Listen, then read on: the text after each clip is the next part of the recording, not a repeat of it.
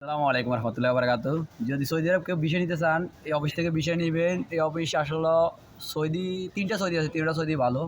একটা বাঙালি কাজ করে, এটা আমাদের পরিচিত একটা বাঙালি কাজ করে। অনেক লোক আছে, দেখতেছি এখানে একজন বাইরে থেকে সাক্ষাৎকার নিতেছি।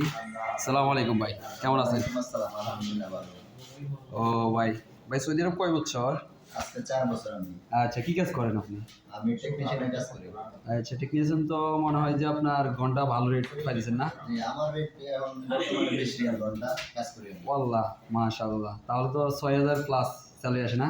জি, যদি বাংলাদেশ থেকে ইলেকট্রিশিয়ান আসতে চায় তাহলে আপনি মতামতটা কি দিতে চান?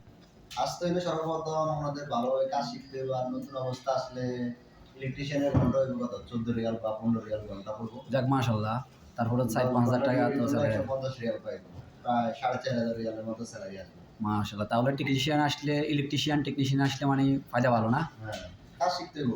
কাজ শিখে আসতে হবে, আর কাজ যদি না শিখে আসে তাহলে কপাল এরপরে ভালো। যাইতে হইব, এরপরে গেলে 10 টাকা ঘন্টা পাইবো।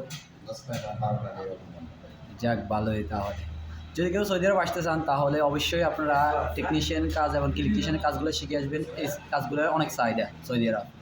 আসসালামু আলাইকুম সবাইকে।